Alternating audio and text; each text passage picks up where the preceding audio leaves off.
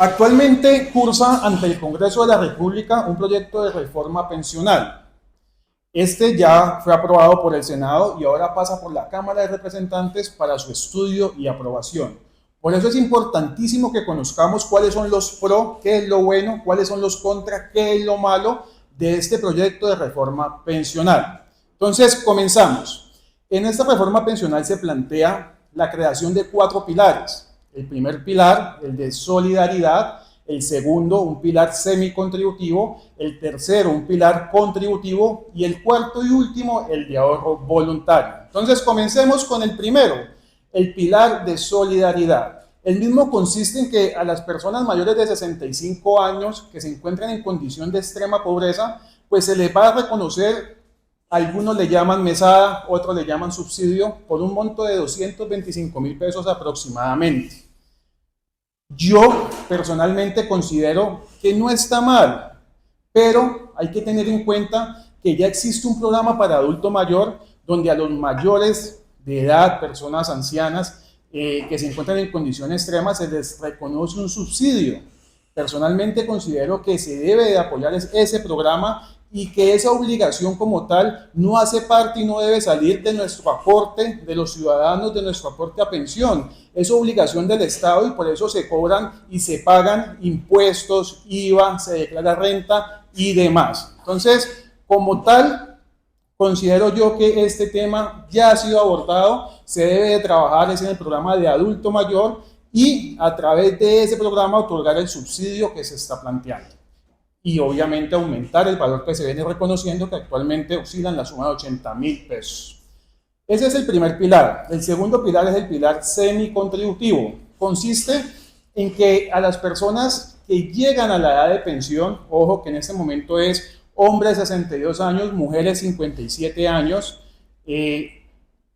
para acceder a una renta vitalicia que ya voy a ver, que ya les voy a informar cómo funciona, deben de cumplir, aquí se aumenta la edad, en este pilar se aumenta la edad. Entonces, hombres 65, mujeres 60 años, que cumplen la edad y que no tienen las semanas necesarias para acceder a una pensión. Entonces, ¿en qué consiste esto? Anteriormente el fondo privado le devolvía saldos a esa persona, que por cierto, esa devolución de saldos era muy buena. Se le devolvía capital con rendimientos e intereses. Estamos hablando de la persona que cumple la edad y no tiene las semanas necesarias.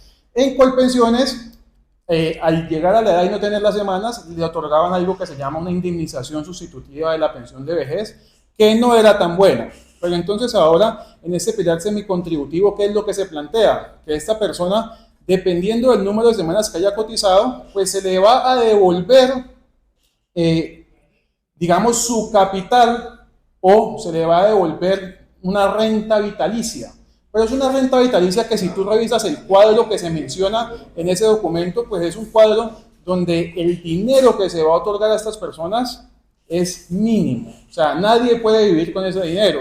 Son mesadas, entre comillas, de 80.000 pesos, 100.000, 200.000 pesos y demás. Mientras que, ojo, antes en el fondo privado te devolvían saldos, es decir, te devolvían tu capital con rendimientos y con intereses. Entonces, este beneficio que tenía el fondo privado se elimina y se crea este pilar semicontributivo que consiste en lo mencionado. Tercer pilar, el pilar contributivo. En este pilar, la diferencia es que se unifica los dos regímenes, o digamos, se crea como tal un régimen mixto. Es decir, va Colpensiones, que es el administrador del régimen de prima media, se une con el fondo privado o con los fondos privados administradores del régimen de ahorro individual. Y entonces, ¿qué sucede? La persona, independiente de lo que cotice, su aporte a pensión, hasta por 2,3 salarios mínimos, que son casi 3 millones de pesos, pues ese aporte o esa parte del aporte se va a ir a Colpensiones. De ahí en adelante, el aporte se va a ir para un fondo privado. Entonces, ¿qué sucede? Anteriormente teníamos la opción, la oportunidad de escoger si estábamos en un fondo privado o si estábamos en un fondo público. Ahora no, todos vamos a ser parte de un sistema mixto donde el aporte de hasta 2,3 salarios mínimos, que son aproximadamente 3 millones de pesos, se va para Colpensiones y de ahí en adelante para el fondo privado. ¿Qué sucede con esto? Pues les cuento. Con el sistema vigente actual, tengo que manifestarlo.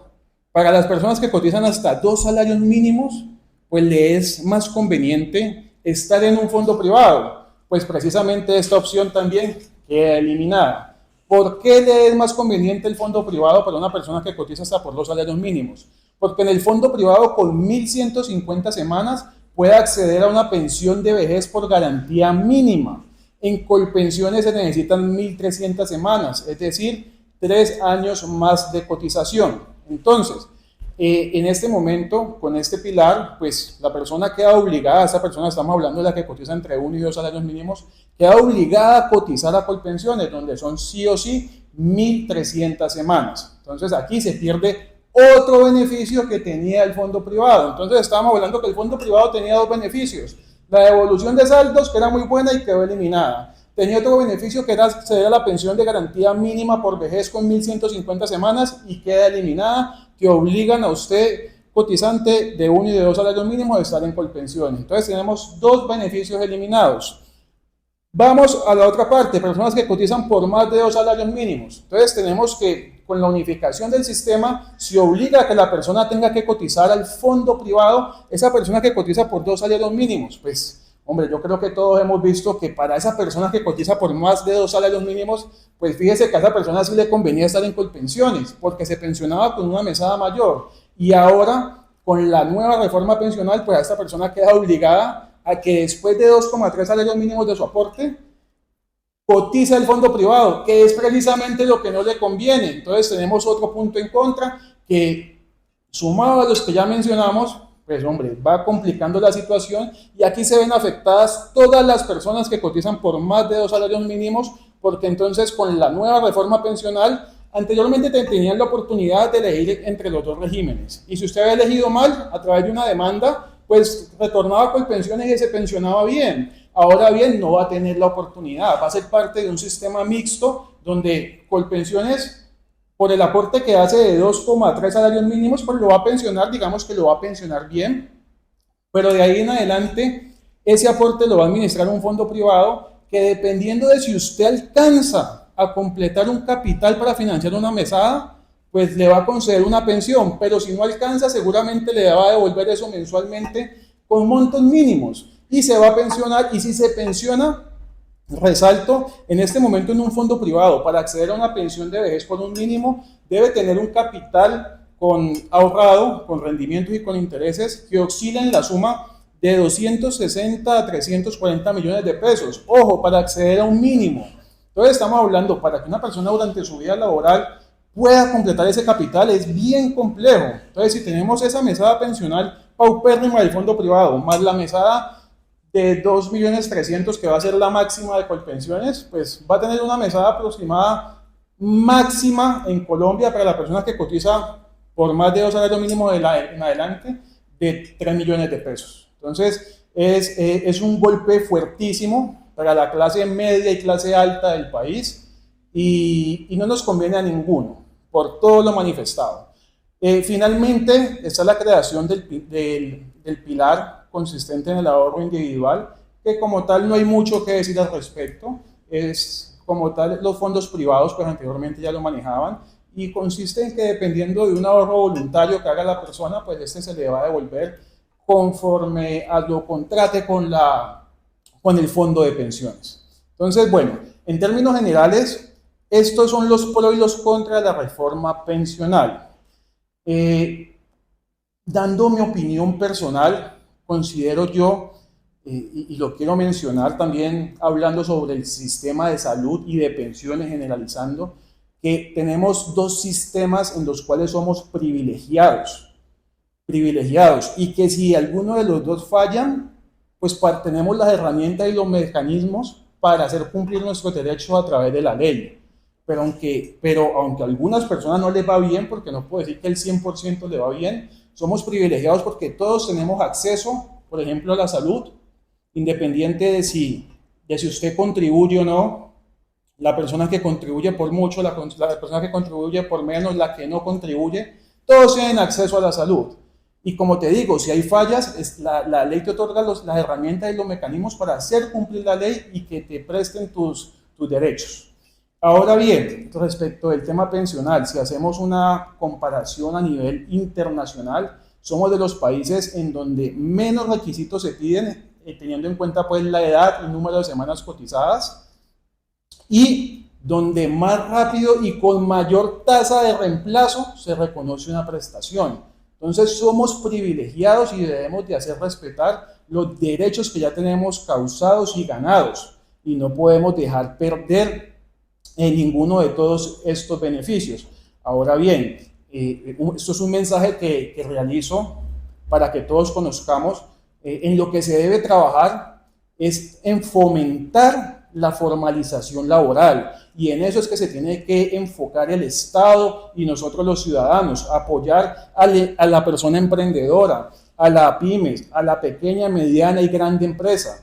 Si fomentamos la formalización laboral y esta aumenta, pues van a haber más aportantes al sistema, tanto de salud como de pensiones. Y los sistemas, al haber más aportantes, funcionan maravillosamente. El problema en este momento es que no hay la cantidad de aportantes, pero sí son muchas las personas que se benefician de ambos sistemas. Entonces, obviamente, el sistema es insostenible, pero ¿qué sucede? Con esta reforma pensional, si en este momento el sistema es insostenible, en futuro va a ser caótico, porque no va a tener cómo sostenerse. Máxime si tenemos en cuenta que la tasa de natalidad en Colombia tiende a reducir. Entonces, a futuro van a haber muchas malas personas pensionadas, pero menos los aportantes, y por eso se habla de un futuro caótico en pensiones. Entonces, si te gustó mi video, por favor síguenos en nuestra cuenta en Instagram, Uribe Ocampo Abogados, @uabogados, y cualquier inquietud, contáctanos al 313-768-3748. Que tengan un excelente día.